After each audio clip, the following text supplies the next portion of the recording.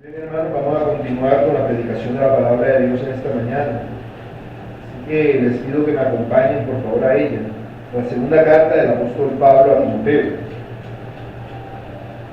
En esta ocasión vamos a considerar los versículos del 24 al 26 del capítulo 2.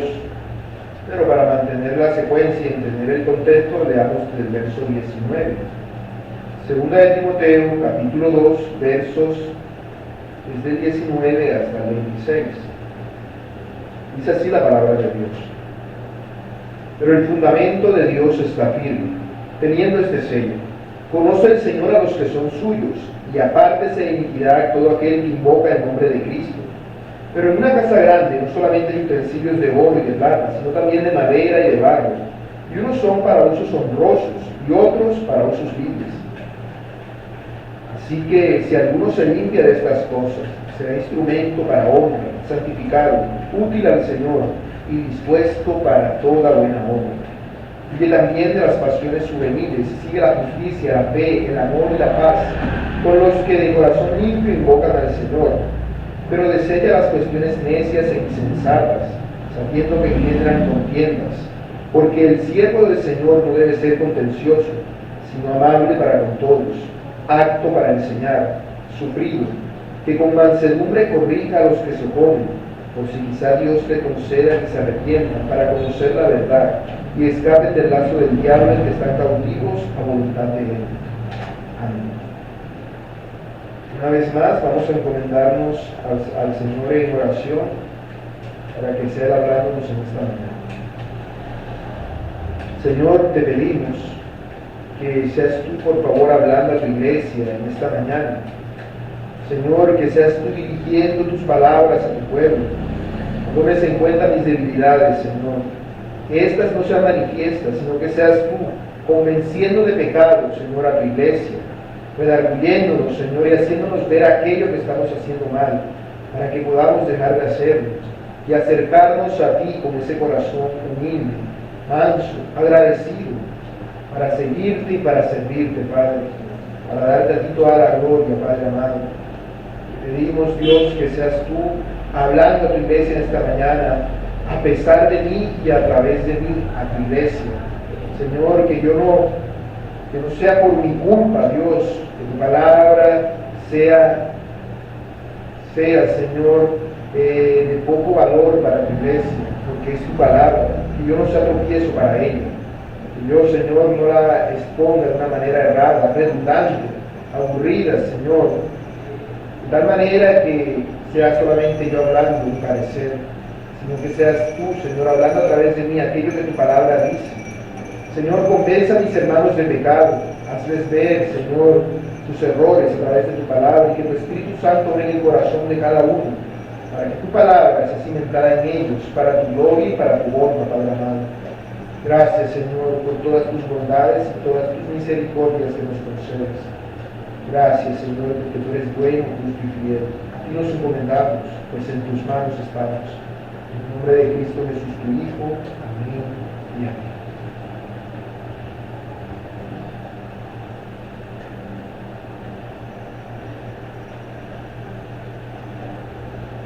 Los primeros cristianos, cuando la iglesia estaba empezando, me refiero a un tiempo posterior al tiempo de Timoteo. Los primeros cristianos, ya después de que, en los tiempos en los cuales el apóstol Juan ya estaba vivo, desarrollaron esa práctica de procurar siempre el bien de las otras personas y de ser servidores del prójimo.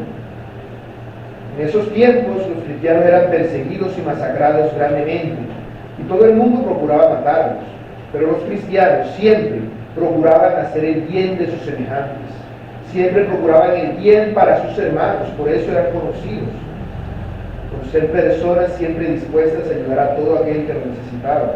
De hecho, una práctica que llegó a ser muy común en la iglesia primitiva, no quiero ya la iglesia del primer siglo, era que ellos, del dinero que recogían de las ofrendas, tomaban una parte para ir a los mercados de esclavos y comprar personas que eran esclavos. Les compraban, los traían a la iglesia, y una vez allí los liberaban. Les daban un hogar, les daban comida y alimento, y los aceptaban como parte de su familia. De tal manera que conviviendo con ellos, estas personas tuviesen un poco de temor de Dios y si era la voluntad de Dios, pudiesen llegar a conocer a Cristo también.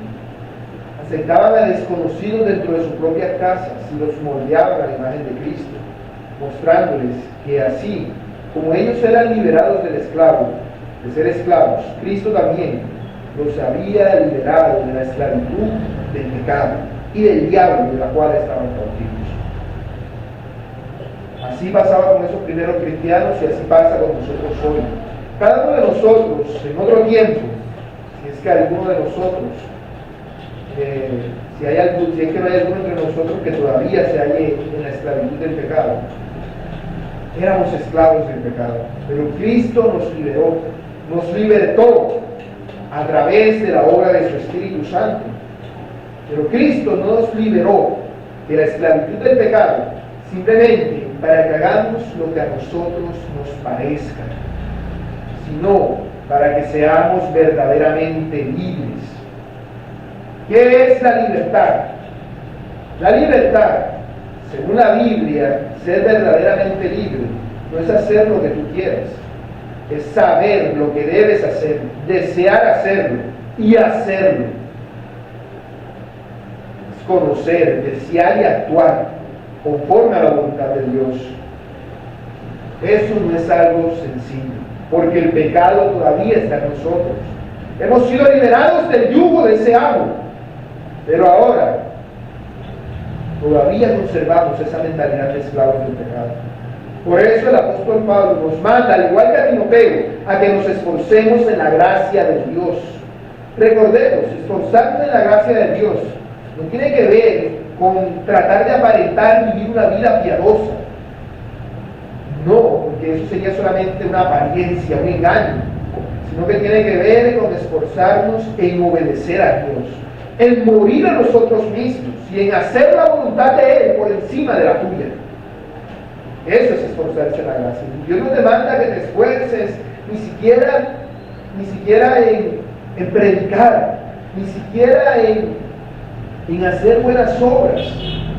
No, Él manda a que tú te esfuerces en unirte a Él, en parecerte más a Él, para que así el predicar, el hacer buenas obras y el darle gloria a Dios en todas las cosas sea algo que te brote, sea el resultado evidente de aquella obra que el Espíritu Santo está haciendo en ti, porque tú te estás esforzando en la gracia. Eso es fácil de ninguna manera, es algo muy difícil, tan difícil que Dios mismo vino a vivir en ti para ayudarte a hacerlo. Eso es lo que hace el Espíritu Santo. Y cuando tú no te esfuerzas en la gracia, estás menospreciando la obra del Espíritu Santo. Cuando tú pecas, estás entristeciendo el Espíritu Santo. Y si tú persistes en eso, estás apagando la obra que Él está haciendo en ti. Por eso es que debemos esforzarnos. Esforzarnos como lo hace un soldado, como lo hace un atleta y como lo hace un labrador. Son tareas sencillas, son tareas que requieren trabajar con dedicación, esfuerzo, con sudor y lágrimas. Porque solamente así podemos presentarnos delante de Dios con la cabeza en alto y decirle: Señor, heme aquí, envíame a mí como obreros aprobados. Que el Señor diga: este es un instrumento útil, este me sirve a mí. Es algo muy valioso que yo puedo utilizar para mi gloria. Por eso el llamado que Pablo le hace a Timoteo es a que no se deje amedrentar por las circunstancias difíciles que se venían para él, por las circunstancias difíciles que estaba viviendo. Se inicia una persecución contra los cristianos por un lado, y por el otro tienes un montón de gente en la iglesia que anda enseñando falsa doctrina y apartando al pueblo de Dios del pueblo de Dios, su Señor, su Rey. ¿Y qué debe hacer Timoteo? Debe pararse firme ante todos ellos, ser un instrumento útil delante de Dios y hablar la verdad del Evangelio sin importar el costo. Eso no es algo sencillo. Eso es algo que requiere ser un verdadero siervo del Señor. Por eso este sermón le he llamado el siervo del Señor. Y lo explicaré al tratar de responder estas tres preguntas que veo en el texto. Primero, ¿quién es el siervo del Señor? Segundo, ¿Cómo es el siervo del Señor? Y tercero, ¿qué busca el siervo del Señor? Veamos la primera pregunta. ¿Quién es el siervo del Señor? La pregunta nace evidentemente del versículo. El versículo 24 dice, porque el siervo del Señor. Y antes de entrar a detallar lo que dice el versículo como tal, debemos aclarar a quién se refiere Pablo, de quién está hablando él cuando dice el siervo del Señor. ¿Quién es el siervo del Señor? Bueno, el siervo del Señor, en el contexto exacto en el cual el apóstol Pablo está diciendo es Timoteo. Él está hablando de Timoteo. En 1 Timoteo, capítulo 6, verso 11, le dice a Timoteo, mas tú, oh hombre de Dios, y aquí quiero aclarar esto, hombre de Dios es equivalente a siervo del Señor. Es lo mismo dicho con otras palabras. Huye de estas cosas y sigue la justicia, la piedad, la fe, el amor, la paciencia, la mansedumbre. Eso dice en 1 Timoteo 6, 11. Entonces tenemos que Pablo está diciendo esto a Timoteo, pero él lo dice de una forma general, porque en aquel versículo dice más, tú, oh hombre de Dios, refiriéndose específicamente a Timoteo. Acá lo está diciendo de manera general a Timoteo y a los que como él hacen la misma función que él hace, de enseñar la palabra de Dios, de ser líderes en la congregación, de ser ministros de la palabra de Dios. Así que de una manera sencilla podríamos decir que el siervo del Señor es el pastor, el líder, los ancianos, como queramos llamarla, la persona que preside, que dirige la iglesia local. ¿Por qué es el pastor el siervo del Señor? Bueno, porque el siervo del Señor es el Señor mismo. Dice Isaías, capítulo 52, verso 13, he aquí, mi siervo será prosperado, será engrandecido y exaltado, y será puesto muy en alto, como se asombraron de ti muchos, de tal manera fue desfigurado de los hombres su parecer, y su hermosura más que la de los hijos de los hombres. Así asombrará él a muchas naciones, los reyes cerrarán ante él la boca, porque verán lo que nunca les fue contado, y entenderán lo que jamás habían oído. ¿De quién está hablando el profeta Isaías en ese versículo? Podemos decir inmediatamente, si leemos, que vemos que después sigue Isaías 53, que está hablando del Señor Jesucristo. De hecho, en algunas versiones colocan de título el siervo sufriente o el siervo del Señor, el Mesías prometido. Ahora, eso nosotros, como debemos entender a la luz del Nuevo Testamento y de todo lo que ya hemos visto, pero no era así como los hebreos o como Isaías entendían ese versículo. Cuando ellos leían el siervo del Señor, ¿qué entendían? Ellos entendían que se estaba hablando de la nación entera de Israel. La nación entera de Israel era la nación vasalla de Dios. Era el siervo del Señor que debía asombrar a las naciones para mostrar a Dios. La nación de Israel entera tenía el deber de ser siervo de Dios, dando a conocer a Dios al mundo entero. Recordemos, cuando Dios creó al ser humano, ¿para qué lo creó? Para su gloria. ¿Cómo? Siendo aquel instrumento que representa a Dios ante toda la creación. Una criatura hecha a imagen y semejanza de Dios, es decir, una representación de Dios en el mundo material. Eso es el ser humano.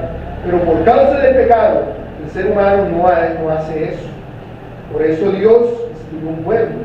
La nación de Israel como nación debía tener el deber de dar a conocer a Dios al mundo entero, pero no lo hizo. Ahora, esto se aplica en Cristo Jesús, el Mesías, quien es el Hijo de Dios, quien es la representación exacta de Dios, quien es la imagen visible del Dios invisible. Ese es Jesucristo. Por eso nosotros podemos aplicar ese texto a Cristo. Por eso entendemos que lo que dice Isaías 52 al final, lo que dice Isaías 53 se refiere a Cristo. ¿Y eso qué tiene que ver con el pastor en la iglesia? Bueno, que en la iglesia el pastor o el líder es el que representa a Cristo para el resto de la congregación.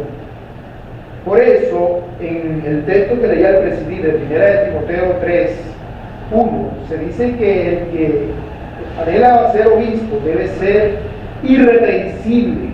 ¿Por qué debe ser irreprensible el pastor? Porque Cristo, a quien él representa, es irreprensible. Por eso debe ser irreprensible el pastor. Por eso Pablo llama a Timoteo, a que Timoteo mismo sea irreprensible. Pero ¿será que nada más se refiere entonces a Timoteo, al líder, al pastor, a los ancianos de la iglesia? No, mis hermanos. Algo que yo entendí cuando predicaba primera de Timoteo, o una imagen que el Señor me mostró en la iglesia, en tanta metáfora, de tanto leer, es ver a la iglesia como, más bien ver al mundo como un bosque oscuro y tenebroso, y a la iglesia como un grupo de la iglesia local, como un grupo de personas en fila india que andan por ese bosque oscuro y tenebroso. El líder, el pastor, es el que va de primero, es el que le va diciendo a los otros por dónde van, por dónde no deben ir, por dónde deben ir. Les dice, por allá hay un león, por allá no cojamos, por allá hay un hueco, tengamos cuidado, esto es terreno pantanoso, miremos por dónde vamos. ¿Cómo hacen eso? Bueno, cada uno de ellos debe llevar una vela encendida, que es la palabra de Dios, y el que va de primero, el líder o pastor, debe llevar una antorcha, que alumbre todavía más la palabra de Dios, para que puedan ver con claridad lo que hay frente a ellos. Porque si no sería un ciego guía de ciegos, porque estaría en una total oscuridad. ¿Y eso qué quiere decir? Quiere decir que por el camino por el que va el líder, van todos los de la iglesia local. Por eso es que se le llama al líder, al pastor de la iglesia, a ser irreprensible, porque el llamado es a que toda la iglesia sea irreprensible, y él debe ser ejemplo. Por eso Pablo le dice a los corintios, sed imitadores de mí como yo de Cristo. ¿Por qué? Porque Dios es invisible, y a nosotros, aunque no queramos admitirlo, nos cuesta imitar a Dios, porque no podemos verlo. Entonces, por eso Dios establece ancianos en las iglesias, para que estos representen a Dios en la iglesia local, para que así todos los que la conforman sepan cómo deben comportarse, cómo deben conducirse, cómo deben imitar al pastor. Si el pastor está siendo imagen de Cristo, irreprensible. Por lo tanto, si el pastor ha sido llamado a ser un siervo de Dios, eso quiere decir que toda la iglesia ha sido llamada a ser siervo de Dios. Todos nosotros somos siervos de Dios por extensión, como un pueblo, así como la nación de Israel era el siervo de Dios.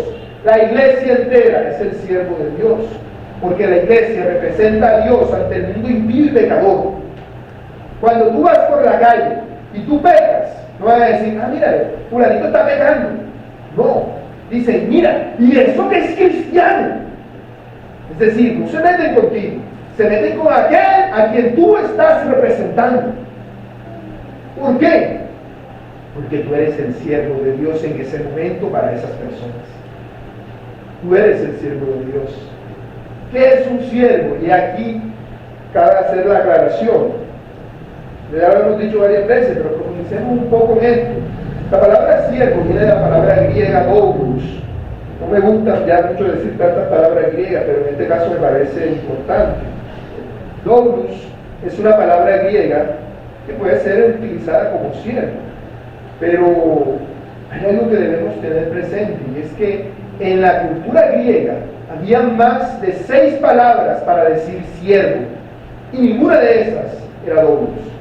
La palabra doulos en la cultura griega, en la Biblia y en los textos no bíblicos, como no sé, la Ilíada, la Odisea y cualquier otro texto de la época, en ese que se escribía en el griego koiné, el griego del pueblo, la palabra doulos siempre se usaba para referirse a los esclavos, jamás a los siervos. Nunca se utilizaba esa palabra para referirse a los siervos, sino a los esclavos. Y cabe aclarar entonces que uno pudiera pensar, y que no es lo mismo el siervo que el esclavo. No, el siervo es una persona que tiene la libertad de elegir si quiere servir a otro. De hecho, el siervo es contratado, es una persona que trabaja por contrato. Le dicen, no, tengo que arrancar tengo que recoger el trigo en mi campo, te pago un denario para que vayas por un día y me recojas el trigo. Esa es toda la función de esa persona. está sirviendo como siervo, o sea, como jornalero, como cocinero, como cantor, lo que quiera hacer. Mas no ocurra así con el esclavo. El esclavo no tiene la libertad de elegir, sino que está todo el tiempo al servicio de su amo. Es una persona que no tiene esa libertad ni de elegir servir a alguien, ni de elegir tampoco de qué manera lo va a servir. Porque una persona querría ser siervo de otra. ¿Por qué querría ser esclavo de otra? Bueno, normalmente la gente que se hacía esclavo en aquella época era porque o eran prisioneros de guerra o porque se habían endeudado hasta la vida y no tenían forma de sustentarse a sí mismos. Así que se vendían ellos mismos como esclavos. Prestaban su servicio a otro. Un esclavo no tenía que preocuparse por nada. Todo lo que él necesitaba lo tenía, porque su amo tenía la obligación de proveerlo ante la ley, de cualquier necesidad, de lo que debía comer, vestir, de un lugar bajo el cual dormir. El amo estaba en la obligación de proveerle todas estas cosas a su esclavo. Así que el esclavo no tenía por qué preocuparse por eso. Y era muy mal visto que un amo maltratara a su esclavo. De tal manera que la imagen del esclavo de la época es muy diferente a la que nosotros pudiéramos llegar a tener de un esclavo como lo pensamos hoy. Y esto no solamente es en el Nuevo Testamento, porque estoy hablando de la palabra griega doulos. En el Antiguo Testamento también se habla de la misma manera. Allá se utiliza la palabra hebrea ebel, que significa esclavo. Pero en la Biblia lo traducen como siervo también. En casi todas, no es que en todas, las traducciones de la Biblia siempre ponen siervos, no quieren poner esclavos. Siempre se coloca siervo. Como por ejemplo, Abraham fue y rescató a Lot con 318 siervos. Eran esclavos de Abraham. De igual manera, así en toda la Escritura, en el Antiguo Testamento, excepto cuando se habla específicamente de esclavos, a la misma palabra se le cambia el significado. Cuando dice que no, el que tenga un esclavo deberá tratarlo así y así en Levíticos. Allí sí, la misma palabra, ahí sí la dicen esclavo, para hacer esa distinción. Así que si entendemos esto, nos daremos cuenta de que en la Biblia, siempre que se nos habla de siervo, lo que los autores humanos originales entendían era esclavos. Cuando Santiago dice, Santiago, siervo del Señor Jesús, está diciendo Santiago, esclavo del Señor Jesús, Señor Jesucristo. El Señor Jesucristo era el hermano de él, porque Santiago era el hermano del Señor, por parte de mamá. Y él dice, yo soy esclavo de Jesucristo. De igual manera, así se identificaban todos los apóstoles. Eso es lo que Pablo entendía cuando hablaba de siervo. No decía siervo, él decía esclavo.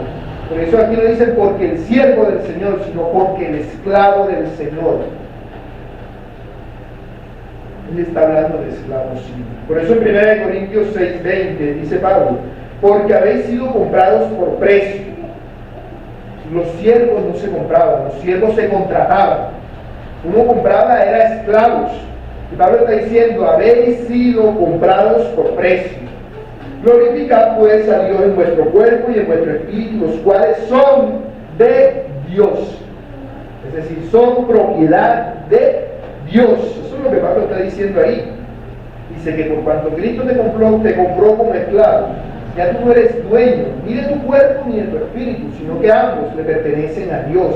Y por lo tanto, debes ponerlos al servicio de Dios. Bueno, una pregunta entonces que podría surgir es, ¿por qué en todas las traducciones de la Biblia dicen siervo y no dicen esclavo? ¿Será que estás inventando una herejía? No. Lo que pasa es que cuando se hicieron las primeras traducciones de la Biblia, el lenguaje del pueblo, primero el alemán, el inglés y el español más adelante, la esclavitud, o cuando la gente pensaba en esclavitud, pensaba en las personas que eran esclavos por la raza. Pensaba en una persona que estaba encadenada de pies en mano y a la que estaba otro dándole latigazos en la espalda. Y esa no era la imagen que se proyectaba, o la imagen de los esclavos que habían en los tiempos aquellos. Eran otro tipo de esclavos, esclavos sin ningún tipo de derecho ante la ley. En la ley romana no es que fueran tampoco super esclavos, pero por lo menos tenían cierto nivel de cuidado que debía tenerse con estos esclavos por parte del amo. De tal manera Y cuando nosotros leemos siempre el siervo del Señor, estamos leyendo el esclavo del Señor, el esclavo de Cristo. El Señor nos hizo libres de la esclavitud del pecado o del diablo para ser sus esclavos. Solamente una persona que se reconoce a sí misma como esclavo de Cristo puede llegar a ser en realidad hijo de Dios. Porque no se puede ser hijo de Dios sin ser esclavo de Dios. Porque somos hijos de Dios por adopción. Cuando Abraham era ya viejo, él pensaba que no iba a tener hijos, y él le dice a Dios: Señor, mira, yo no tengo a nadie que me herede. ¿Quién me va a heredar a mí? Mi siervo, mi esclavo, Eliezer, el principal de mi casa. Ese esclavo iba a heredar, porque él sería hijo adoptivo de Abraham, porque el esclavo tenía ese derecho si el amo no tenía hijos. De igual manera, nosotros somos hijos de Dios porque somos esclavos de Dios. Es decir, Dios nos acepta como parte de, como sus hijos, porque nosotros nos rendimos ante Él como sus esclavos. Ser esclavo de Cristo no es que Cristo viene y te amarra aquí una cadena al cuello y te va agarrando, sino que voluntariamente tú le dices: Señor, yo no puedo, yo trato de no pecar y no puedo. Yo no quiero ser esclavo del pecado. Si voy a ser esclavo de alguien, prefiero ser esclavo tuyo. Esclavízame de ti para que yo no tenga control de mí mismo y pueda hacer tu voluntad y no la mía. Es una entrega voluntaria de nuestra libertad, porque si no somos esclavos de Dios, lamentablemente seremos esclavos del pecado. Porque no existe una libertad absoluta, sino verdadera. Todos somos esclavos del Señor, por eso se dice Señor, por eso le decimos al Señor Señor. La palabra Señor quiere decir dueño, el amo, el dueño. Eso es lo que estamos diciendo. Todo aquel que reciba a Cristo por Salvador también debe recibirlo por Señor. Así que aunque este versículo está dirigido específicamente a los líderes, a los ancianos, a los que lideran la iglesia, también podemos, por extensión, aplicarlo a todos nosotros como siervos de Dios. Segunda pregunta: ¿cómo es el siervo del Señor?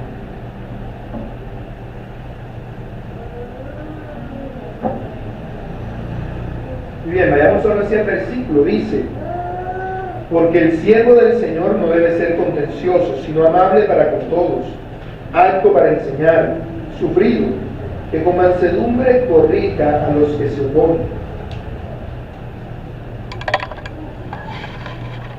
¿Por qué Pablo habla ahora del siervo del Señor? Porque le está diciendo a Timoteo: Timoteo, tú debes ser un vaso de honra.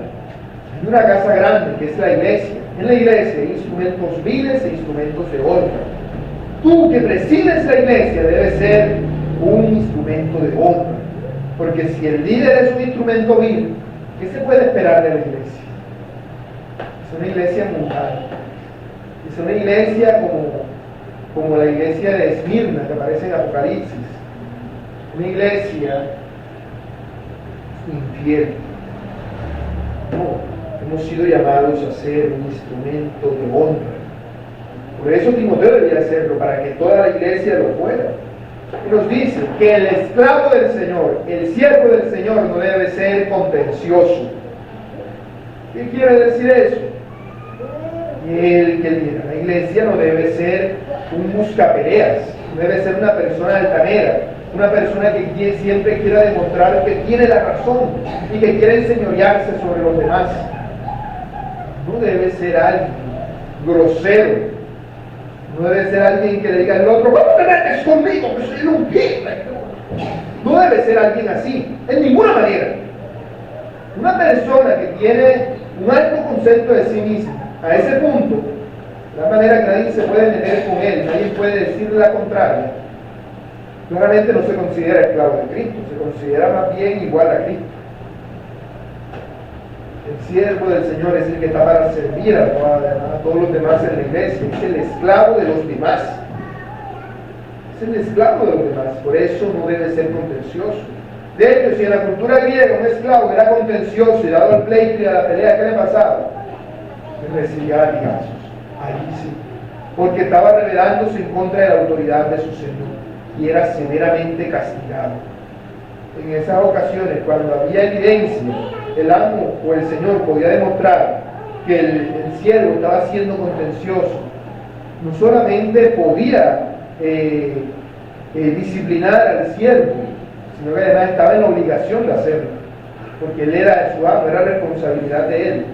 Como yo tener un perro y dejarlo suelto por ahí, que anda ensuciándose frente a todas las casas y no hacer nada, la responsabilidad que es mía. De igual manera, yo sería, en este caso, el instrumento, el esclavo, el perro de Dios, y estoy al servicio de Dios, de tal manera que lo que yo haga cae como responsabilidad de Dios. Por eso, si yo enseño una falsa doctrina, estoy diciendo Dios enseña falsa doctrina. Ese es el problema, cuando así. Por eso es que la Biblia dice que el castigo para tales personas será peor en el infierno. El siervo del Señor no debe ser contencioso, no debe ser un buscapeleas, no debe ser alguien grosero, altanero, sino todo lo contrario, debe ser alguien amable para con todos, no solamente para con los que son amables para con Él, sino con todas las demás personas, inclusive con aquellos que son contenciosos y groseros para con Él. Debe ser amable siempre, debe ser amable, porque estas son las características del siervo del Señor. Recuerden que se va a leer al inicio del texto, en 1 Timoteo 3:1. Es necesario que el obispo o el pastor sea irreprensible. Luego Pablo explica que es el irreprensible: marido de una sola mujer, sobrio, prudente, decoroso, hospedador, apto para enseñar, no dado al vino, no pendenciero, contencioso, no codicioso de ganancias deshonestas, sino amable. La amabilidad es una característica que debe ser evidente en el siervo del Señor. Debe ser evidente en el que lidere la congregación y a su vez debe irse desarrollando en todos aquellos que hacen parte de la congregación. ¿Por qué debe ser amable? Porque representa a Cristo. Y Cristo era alguien amable. Cristo no era contencioso. En Mateo 11:29 dice el Señor: llevad mi yugo sobre vosotros. Llevad mi yugo, es decir, yo soy el amo, ustedes sean mis esclavos. Y aprended de mí, que soy manso y humilde de corazón. Nosotros siempre debemos ser conocidos, el cristiano siempre debe ser conocido por ser una persona amable. No puede ser como esa señora que, no sé si han visto esa imagen, o se ha formado alguna vez en la cabeza esa imagen de esa señora amargada, que nadie se puede meter con ella porque enseguida empieza a gritar y es conocida como la amargada, como la que nadie le puede decir nada porque siempre pega los gritos y todo el tiempo está gritando. No puede ser de esa manera. Los cristianos debemos ser conocidos por ser amables, ser mansos y humildes de corazón. Eso no quiere decir entonces que debamos quedarnos callados ante cualquier ofensa que nos hagan, sino que debemos actuar como el Señor lo haría. Nunca debemos ser duros, abusivos, autoritarios, malos, desconsiderados con otras personas. Nunca debemos ser agresivos. Nosotros debemos actuar con la suavidad con la que Cristo actuaba, sin que esto en ninguna manera demerite la verdad. Debe haber un equilibrio entre ambas cosas. Pablo le recordó esto a los creyentes en Tesalónica. En 1 Tesalonicenses 2:6 él les dice: antes fuimos tiernos entre vosotros, como la nodriza que cuida con ternura a sus propios hijos. Siempre, esa es una característica, esa amabilidad, esa ternura, es algo propio del que sirve el Señor. Otra característica es que el siervo del Señor, y esto se refiere más específicamente a quien está hablando, al que enseña, debe ser apto para enseñar. Esa expresión, apto para enseñar, viene de una sola palabra en griego, que es la misma palabra de la cual nosotros tenemos la palabra en español didáctica. Tiene que ver con cierta metodología y se refiere a alguien que es hábil para enseñar a otros.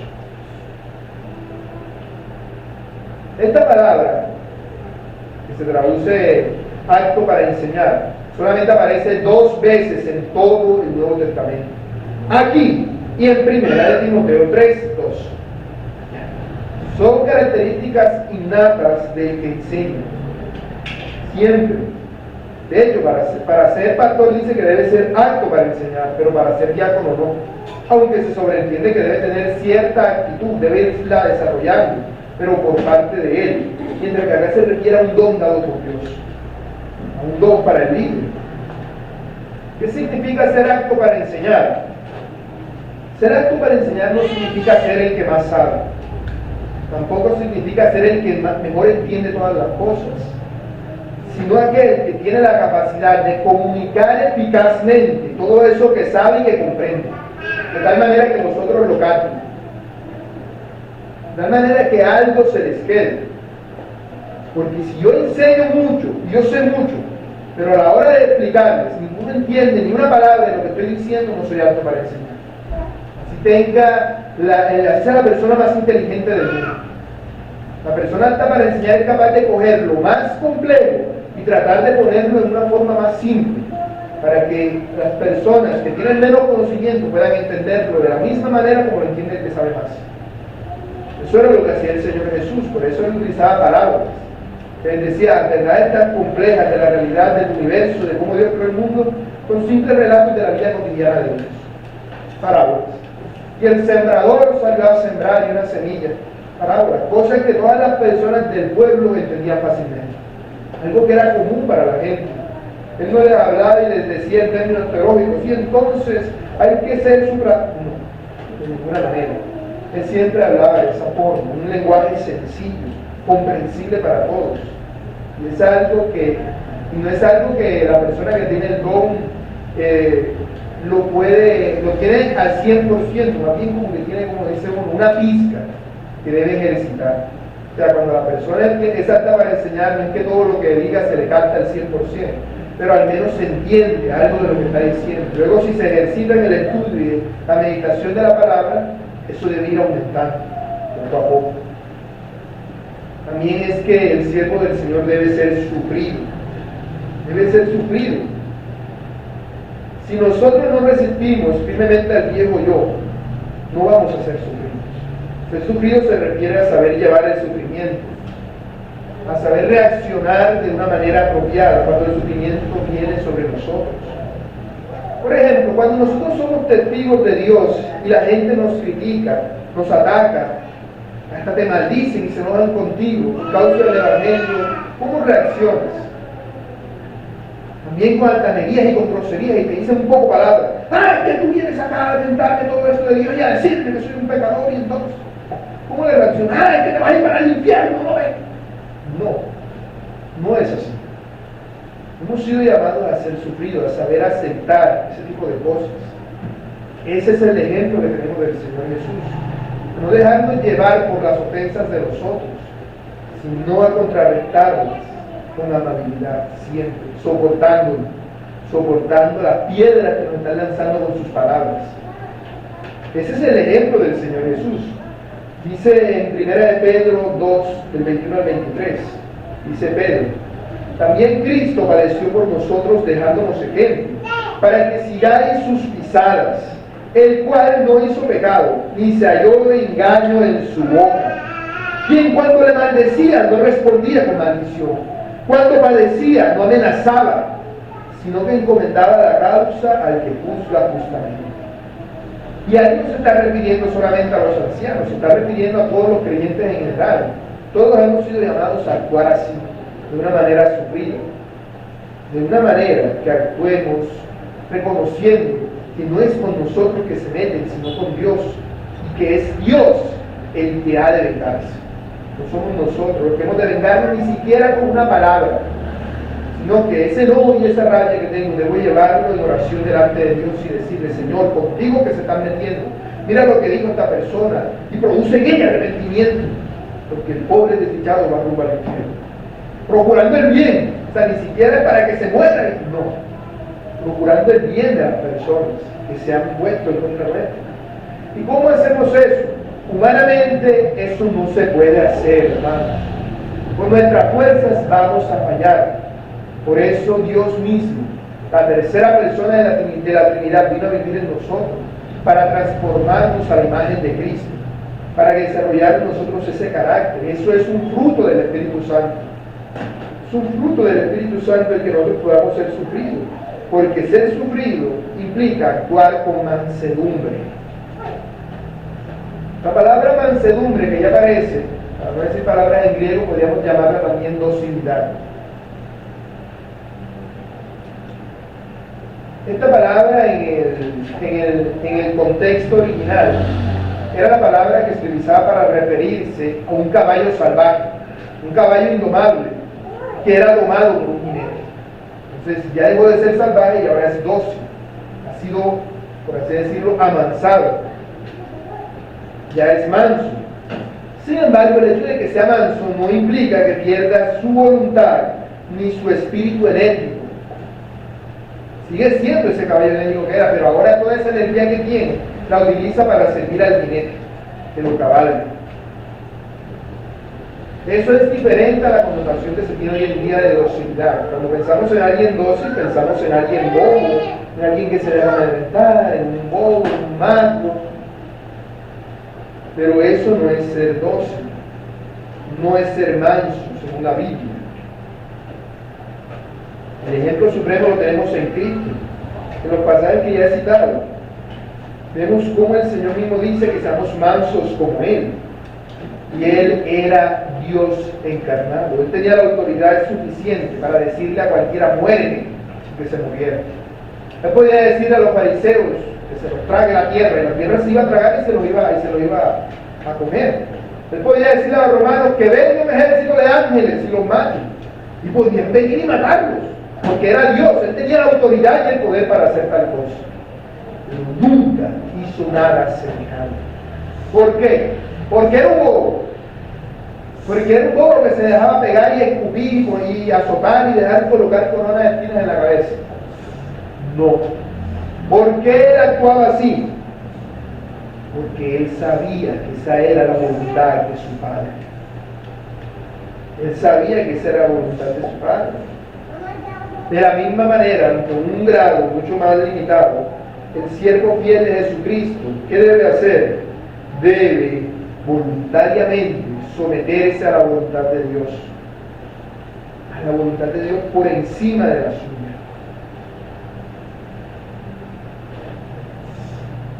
La persona que es dócil, la persona que es mansa, es una persona que es sumisa por voluntad propia. Es alguien que quiere obedecer a su Señor sin importar lo que le pase a él. Sigue el ejemplo de Cristo. Porque nos vemos a Cristo. El Señor Jesús nunca se defendió cuando lo atacaban. Nunca hizo nada para defenderse a sí mismo. Sin embargo, cuando Él llegó al templo de Dios y vio que lo habían convertido en una cueva de ladrones, ¿qué hizo? Un látigo y empezó a azotar a todo el mundo y a echarlos de ahí. Y eso no dice, y Él nos dice que Él es manso y humilde. El hecho de que hiciera un látigo y echar a toda esa gente de allí no quiere decir que Él sea esa persona dócil que imaginamos hoy. Da a entender que esa docilidad no es la docilidad de Cristo. No es ser un bobo, no es ser un mago, es estar sujeto a la voluntad de Dios. Alguien que en verdad tiene mansedumbre cristiana es alguien que dice: yo nunca me defenderé a mí mismo, pero moriré por defender a Dios. Una persona mansa le pueden decir que es esto y que es aquello y que es hijo de no sé qué y decirle todo tipo de cosas. Esa persona mansa siempre debe responder con amabilidad ante todas estas personas. Pero si alguno se mete con Dios, no va a ser grosero, también va a ser amable. Pero entonces sí va a buscar defender lo que está diciendo. Espera un momento, ¿cómo así?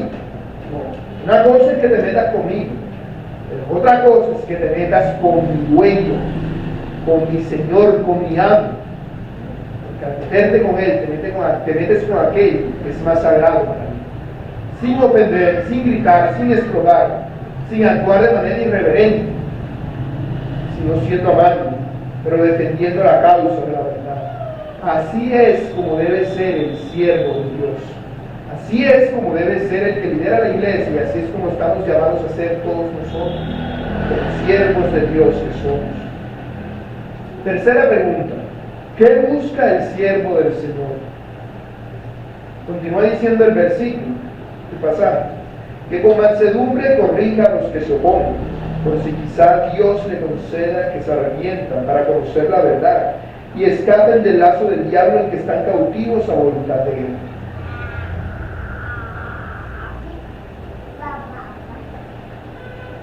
Cuando pensamos en el siervo del Señor, debemos pensar en aquel que es su dueño, que es Dios.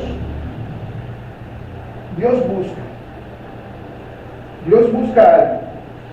El Salmo 14, versos 2 y 3 dice: Jehová miró desde los cielos sobre los hijos de los hombres, para ver si había algún entendido que buscara a Dios. Todos se desviaron, a una se han corrompido, no hay quien haga lo bueno, no hay ni siquiera uno. ¿Qué está diciendo allí? Si Dios miró desde los cielos para buscar a alguien que lo buscara a él, quiere decir que Dios está buscando. ¿A quién busca Dios? Aquel que busca al Señor. El Señor busca a aquellos que le buscan.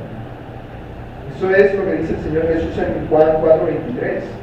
Mas la hora viene, y ahora es, cuando los verdaderos adoradores adorarán al Padre en espíritu y en verdad, porque también el Padre tales adoradores busca que le adoren. Siervos útiles a Dios. El siervo del Señor, que debe buscar lo mismo que Dios busca: adoradores para el Padre. Eso es lo que debemos buscar los siervos del Señor.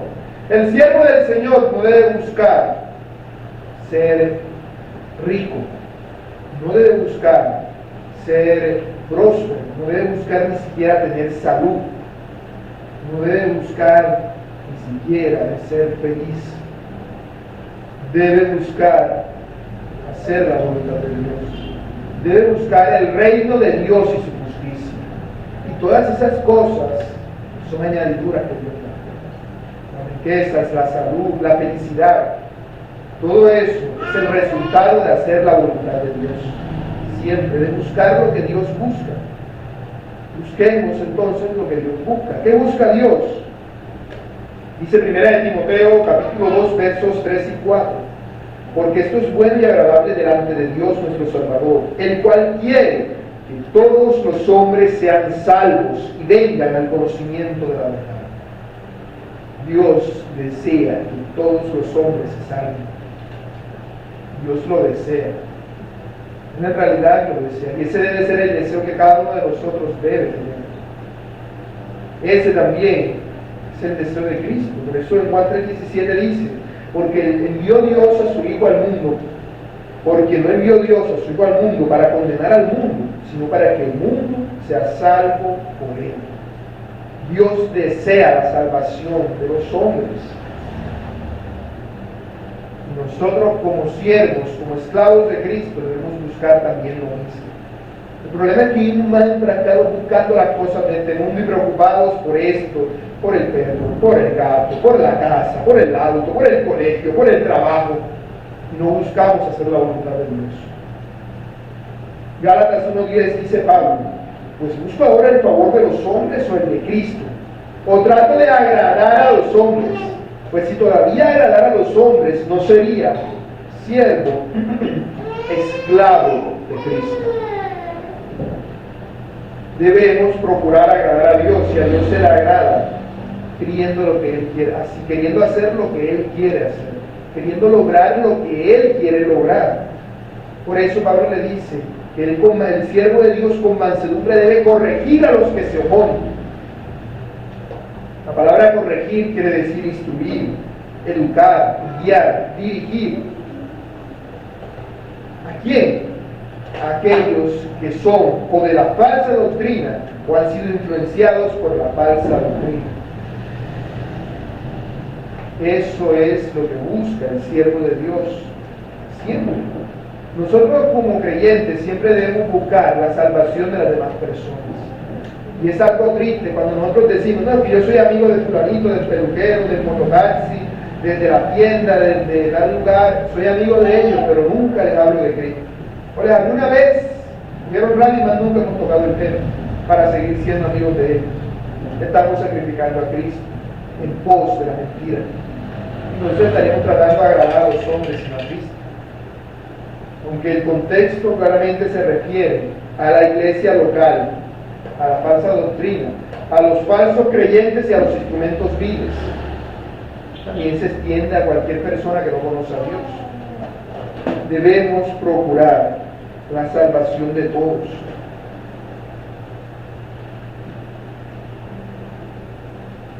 Por eso las personas con las cuales más confrontación, con las cuales el cristiano está más expuesto a ser contenciosos con aquellos que, como que llamándose maestros o llamándose siervos de Dios, enseñan lo contrario a Dios.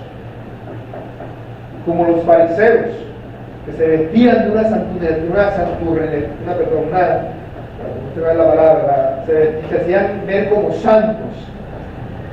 se hacían ver como santos, como super creyentes, como ungidos, como intocables, como personas que estaban por arriba. Nadie los podía tocar y se podía medir con ellos, porque seguían la voluntad de Dios. No, por el contrario, ellos invalidaban el mandamiento de Dios por sus tradiciones. El verdadero cristiano no es así. El cristiano esforzado y valiente, el instrumento de honra, no tiene razones para creerse mejor en ningún momento, jamás, que nadie. Jamás debe creerse que ya está bien con Dios, en el sentido de, no, ya estoy en paz con Dios, ya lo que haga no importa. No, como si fuésemos supercreyentes. No, por el contrario, si tú eres un verdadero creyente, y si no, examínate con esto. El verdadero creyente, entre más avanza en su santificación, más se da cuenta de lo pecador que es. Es decir, entre más tiempo lleves conociendo al Señor y haciendo su voluntad, más te vas a dar cuenta de lo mucho que te falta para llegar. Y es así. De hecho, si tú dices, no, es que he avanzado y estoy mejorando y esto, y ya he progresado y ahora probablemente te he estancado, si es que eres creyente de verdad. Porque el verdadero creyente siempre debe mortificar su pecado todo el tiempo. Debe apegarse al Espíritu Santo. Los verdaderos cristianos, cuando ven a alguien que enseña una falsa doctrina, o cuando tienen la oportunidad de hablar con alguien así, no deben procurar tener contienda con él, sino que debemos procurar hacer que esa persona conozca el Evangelio. No es decir, no, es que fulanito asiste a X o Y iglesia, no sé cómo, esa otra iglesia no me meto con él. Pero tú sabes que esa iglesia no es una iglesia de sana doctrina. Y no quiero aclarar, no quiero decir ahora que tenga que ser bautista reformada la iglesia para ser de sana doctrina. No necesariamente. De hecho, no todas las iglesias bautistas reformadas caerían dentro de la categoría de sana doctrina. No todas las caerían. Igual que hay iglesias que no tienen ese distintivo y aún así se puede decir que son de sana doctrina. Pero si una persona que está en una iglesia de falsa doctrina, esa persona es creyente, porque entonces va y le predica al católico, pero el otro, como es evangélico, no, el otro también necesita el evangelio porque no lo conoce. El evangelio que conoce es falso y se opone a la verdad de Cristo.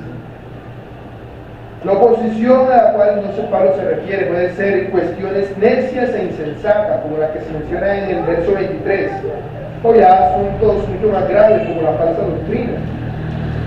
Y todo siervo de Dios siempre debe encontrarse haciendo eso. Su intención nunca debe ser humillar a los otros, sino más bien corregirlos, porque está en el error para su salvación.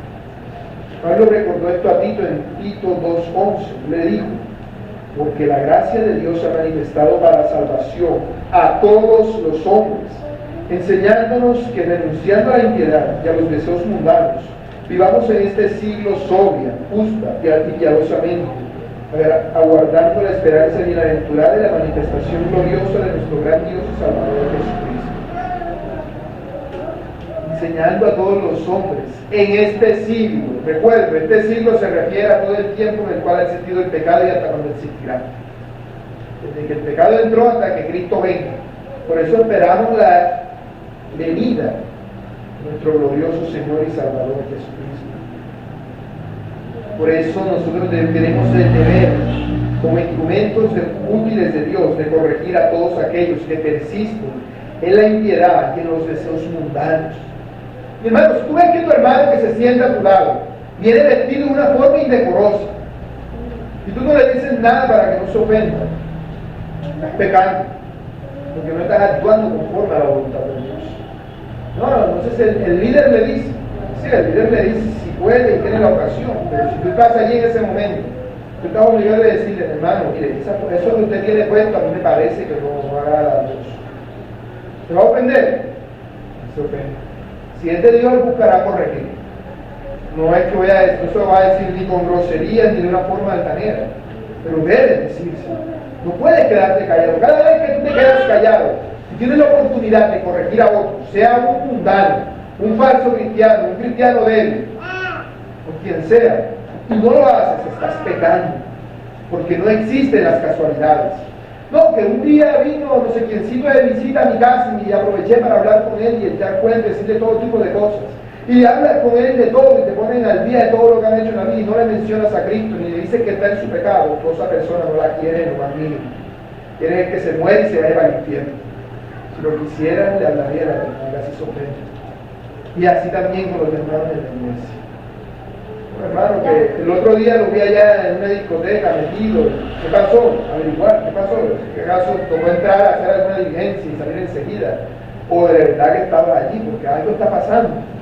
Y actuar, no ser impasibles ante esto. Hermano, si nosotros vemos a nuestros hermanos en sus pecados, debemos actuar y corregirlos enseguida nosotros mismos. No esperar a que otros lo hagan. Debemos comunicarlo a otros, sí, pero debemos dar el primer paso. Y debemos comunicarlo a otros, me refiero a los ancianos, no ahí con el chisme entonces dentro de la iglesia, eso sería lo mismo. De hecho, si alguien te viene a decir un chisme, corrígelo, porque está pecando. Está pecando, por el hermano, eso no se debe hacer. Porque siempre el cristiano debe andar corrigiendo a sus hermanos. Y cuando a ti te vengan a corregir, entonces no aproveches para decirle al otro sus pecados. Ah, mira, que tú me vienes a decir esto a mí. El otro día no te dije que andabas por allá con una muchacha que no era tu mujer. Si ese es el problema, ¿por qué no se lo dijiste antes? ¿Por qué esperaste a que te corrigieran para decírtelo? Para decírselo. Porque no tenías esa intención. Solamente estás sacando lo que tenías guardado, el resentimiento. Eso es totalmente lo contrario a la mentalidad cristiana. Cuando alguien te corrija, da las gracias. Porque lo hacen en el amor de Dios.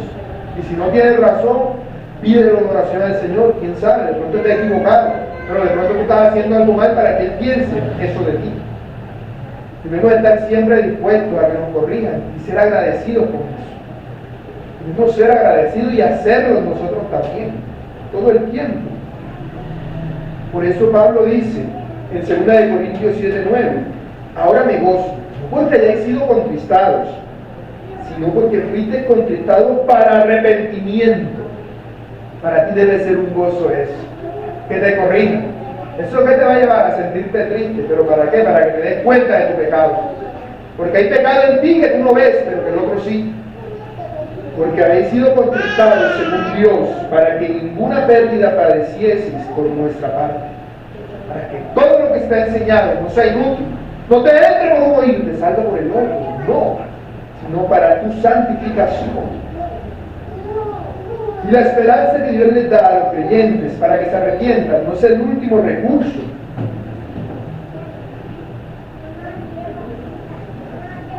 sino que debe ser lo primero. Una persona no arrepentida no es un cristiano, no puede ser. Y analízate también en esto, hermano.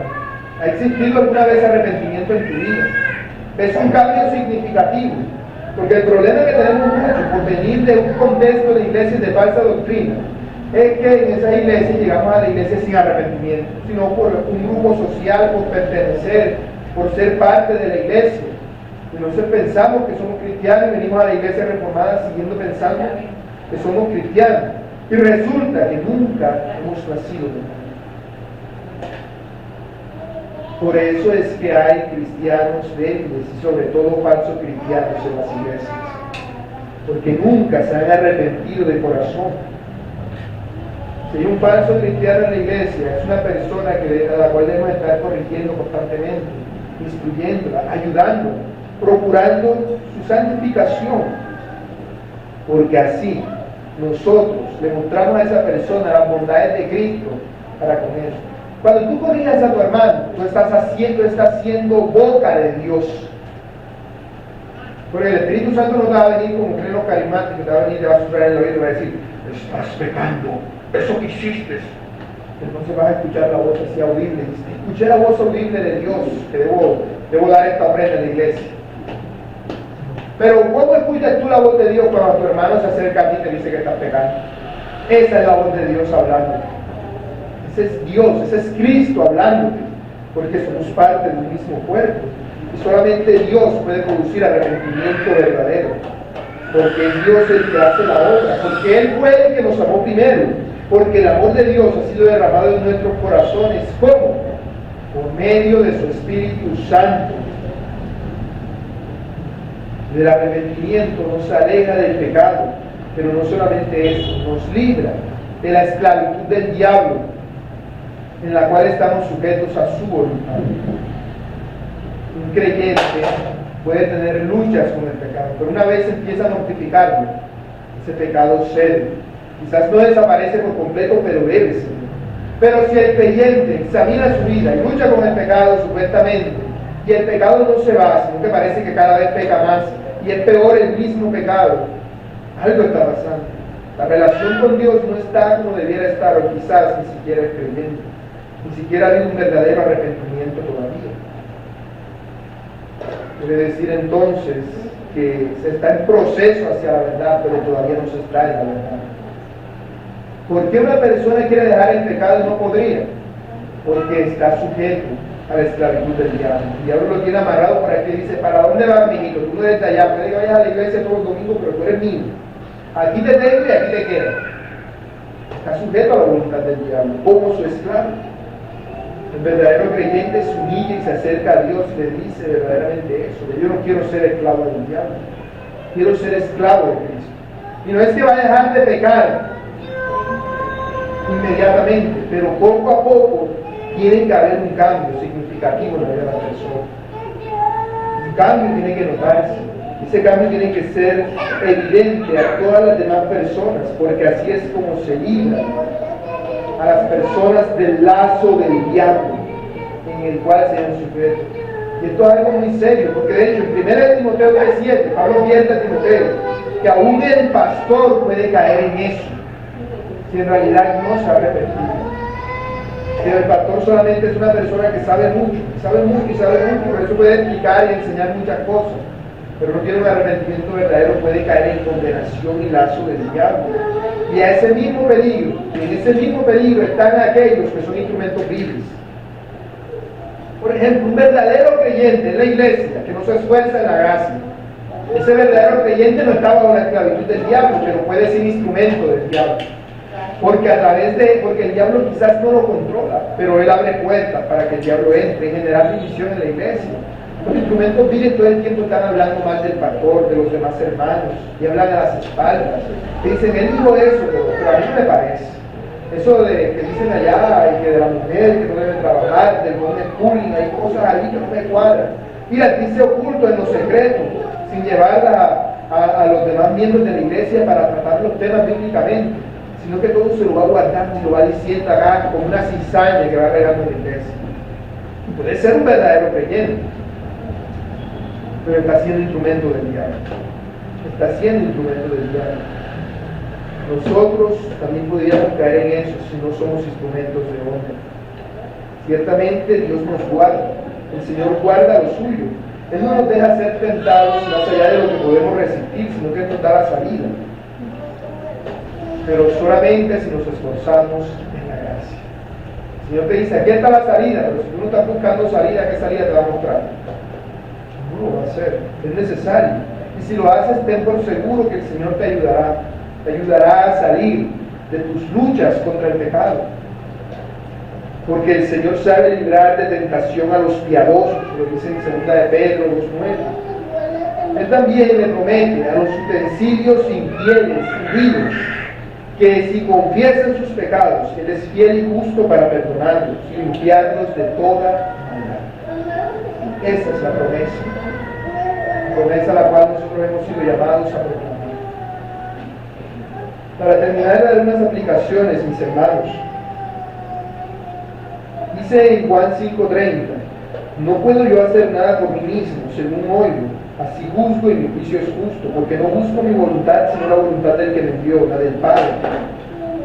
Sí, nosotros como creyentes debemos reconocer que debemos procurar siempre hacer la voluntad de Dios. ¿Cuántas veces piensas eso?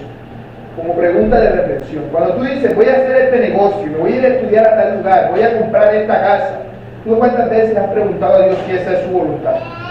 O simplemente haces lo que a ti te parece. Tú dices, no, yo quiero cocinar hoy esto. Ni siquiera consideras si aún en eso Dios tiene una voluntad para ti. Porque es que nosotros hemos sido llamados a analizar la voluntad de Dios en cada aspecto de nuestra vida. Y solemos pensar en eso. ¿Con quién me voy a casar? ¿Qué trabajo voy a tener? ¿A dónde me voy a ir a vivir?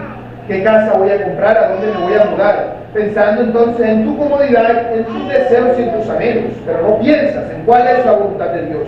¿Qué es lo que quiere Dios? Para eso debes acercarte en oración a Dios como el Señor. Y decir cuál es tu voluntad, Padre.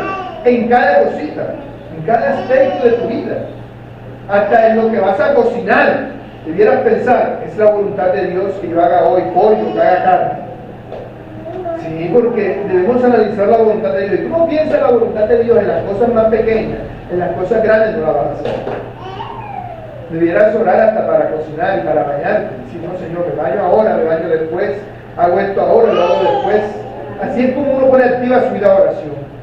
Con pequeñas oraciones todo el tiempo, diciéndole, Señor, esto es tu voluntad, hago esto, no hago esto. Voy ahora a hacer esto. Y parece una tontería que para cada pequeña cosita hiciéramos eso. Pero así vamos aprendiendo a desarrollar la mentalidad de siervo, de esclavo de Cristo.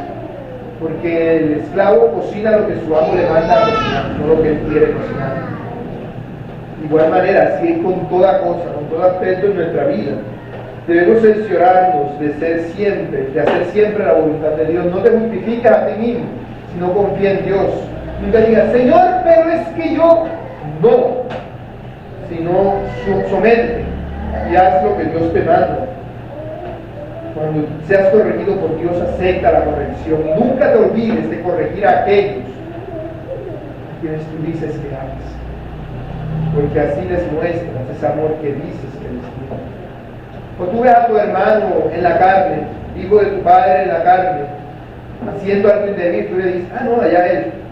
No, tú procuras corregir. De igual manera debes hacer lo mismo con tus hermanos en la iglesia y con tus hermanos. Con todas las demás personas, a tu alrededor. A todas esas personas que son cercanas a ti. Porque nunca vas a llegar a hablarle de Dios a un desconocido si primero no te has atrevido a hablarle a aquellos que son tus conocidos, tus allegados. Así que esfuérzate en la gracia, hermano, y procura someter tu voluntad a la voluntad de Dios, siendo su esclavo.